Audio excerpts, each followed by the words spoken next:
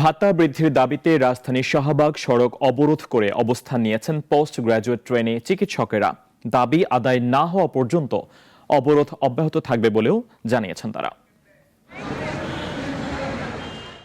দ্রব্যমূল্যের ঊর্ধ্বগতিতে হিমশিম জীবন, 25,000 টাকায় চলে না সংসার। তাই দীর্ঘদিন ধরে ভাতা বৃদ্ধির দাবি জানিয়ে আসছিলেন পোস্ট গ্র্যাজুয়েট প্রাইভেট ট্রেনি চিকিৎসকরা।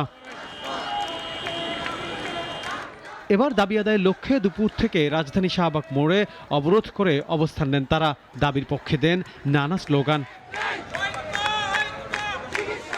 এক পর্যায়ে পুলিশ এসে সড়ক থেকে সরে যাওয়ার অনুরোধ জানান। সাফ জবাব আন্দোলনকারীদের, এবার আর সরবেন না তারা। ওরা জানতে যাচ্ছিল আমরা পূর্ব ঘোষণা দিয়ে নেমেছি কিনা। আপনারা জানেন আমরা গত এক সপ্তাহ যাবৎ বিভিন্ন প্রচার মাধ্যমে, বিভিন্ন সাংবাদিকের মাধ্যমে আমরা জানিয়েছি আমরা কঠোর কর্মসূচি দেব এবং শাহবাগে অবস্থান কর্মসূচি পালন করব।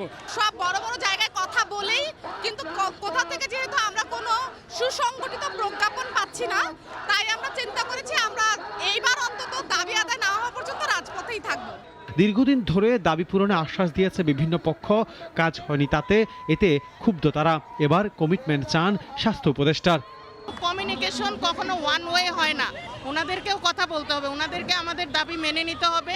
ওনারা যে মুহূর্তে আমাদের দাবি মেনে লিখিত প্রজ্ঞাপন দিবেন সেই মুহূর্তে আমরা এখান থেকে চলে যাব। আমরা 3 বছর ধরে আমরা শুনে আসতেছি যে আমাদের ভাতা বাড়বে, কিন্তু আশানুরূপ সেরকম আমাদের কোনো নিউজ বা ওরকম কোনো প্রজ্ঞাপন এখন পর্যন্ত দেওয়া হয় নাই। দাবি আদায় না হওয়া পর্যন্ত কাজে না ফিরে যাওয়ার কথাও বলেন আন্দোলনকারীরা। মা বাবা আছে, তাদেরকে দেখতে হয় কিভাবে। তো আবার আমরা বাইরেও কোনো ডিউটি করতে পারবো না। এই 25,000 দিয়ে আমাদের চলা কোনোভাবেই সম্ভব না। আমাদের এই কর্মসূচি অব্যাহত থাকবে এবং কর্মবিরতি চলমান থাকবে। আমরা হসপিটালে কোনো ধরনের সেবা দিচ্ছি না। গেল বছর দুয়েক ধরেই পোস্ট গ্র্যাজুয়েট ট্রেনি চিকিৎসকরা তাদের ভাতা বৃদ্ধির দাবি জানিয়ে আসছিলেন। দাবির প্রেক্ষিতে 20,000 থেকে বৃদ্ধি করে 25,000 করা হয়েছিল।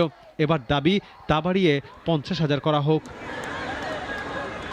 আনোয়ার হোসেন, নাগরিক, Dhaka. Double million offer Walton fridge কিনে পেতে পারেন 20 লক্ষ টাকা। রয়েছে কোটি কোটি টাকার নিশ্চিত উপহার।